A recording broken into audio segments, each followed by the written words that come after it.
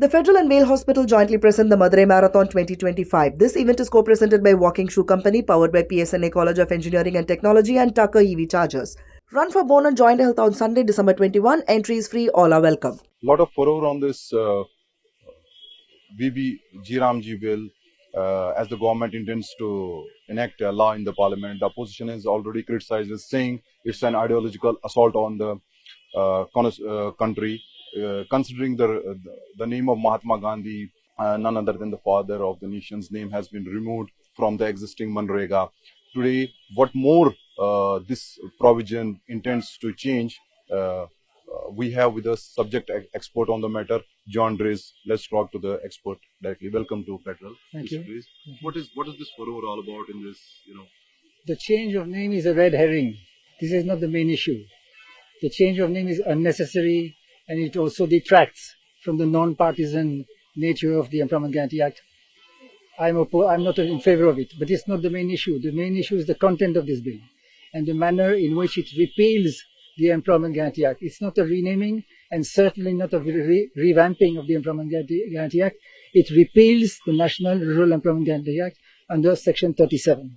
And it replaces this law, this act, with a centrally sponsored scheme at the discretion of the central government, where the central government will retain all the powers, including the power to decide where and when the scheme comes into force.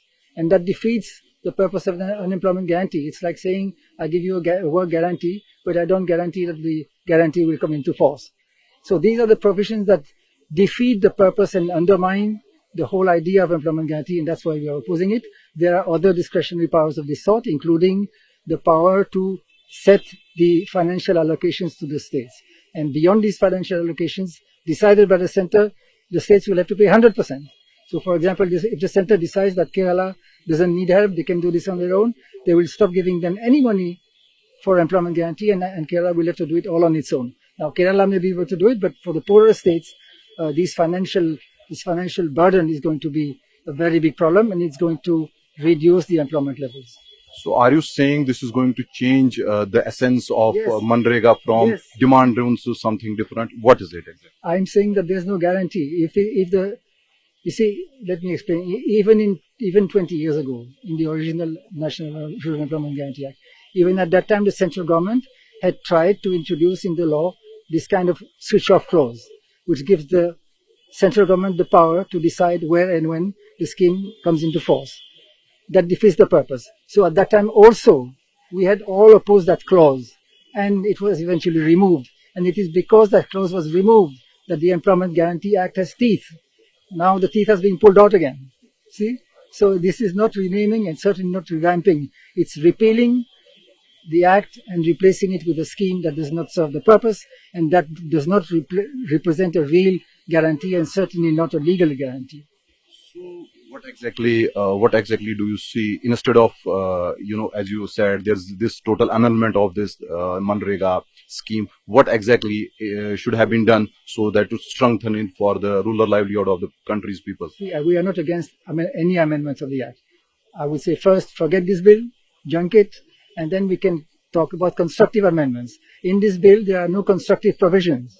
There are only restrictions, like this clause I talked about, the arbitrariness of financial allocations, the discontinuation of employment guarantee during the peak seasons, the requirement to renew job cards every 3 years. It's all about restricting.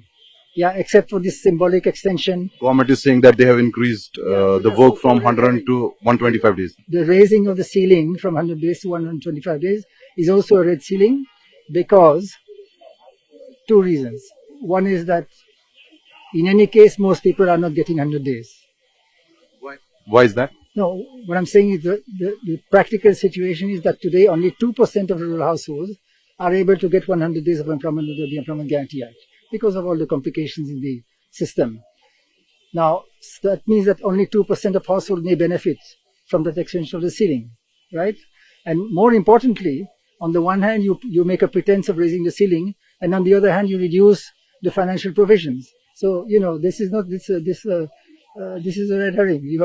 So you are saying that it's going to become burden for the states, is it? Of course it is going to be a burden for the state, and especially for the poorer states. They are going to find it difficult to contribute their 40%.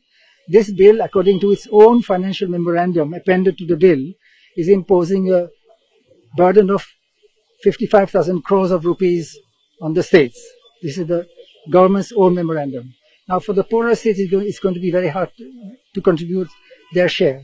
And remember, beyond the so-called normative state-wise allocations determined by the center, if the states want to spend more than that, they'll have to spend 100%. Okay, you have yourself been on the advisory council during the UPA regime. Do you think that MGNREGA was a successful scheme? I think there was a phase where it was quite successful. There's no such thing as fully successful.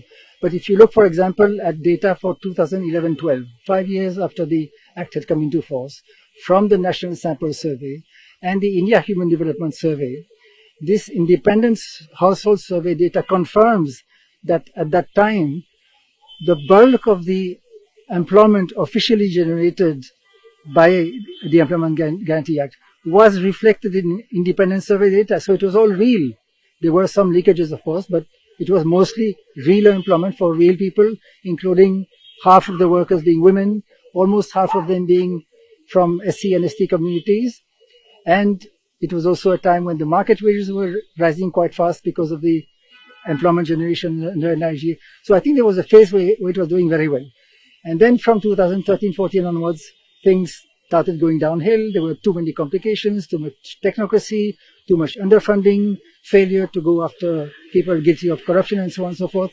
And so NREGA today is not what it used to be. So I will be the first to advocate improvements, but this bill does not improve anything. It does not include any constructive provisions. So are you saying that it's going to be a cause of concern for opposition rule states, considering, as you said, that it's going to be infringe upon the state government's rights? Not just opposition states, even the states allied to the ruling party at the center have very good reasons to oppose this bill, because it puts all the burden and all the obligations on the states, and the center is cut free. They have no obligation, only powers. Thank you, sir. This was subject expert Jean Dreze with us, who categorically says that this bill is an assault on the federalism of the country, with cameraman Ram Ubi Naqshbandi for The Federal from New Delhi.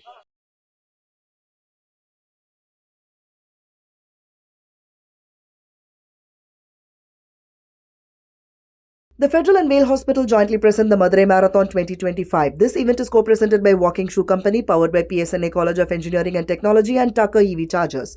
Run for bone and joint health on Sunday, December 21. Entry is free. All are welcome.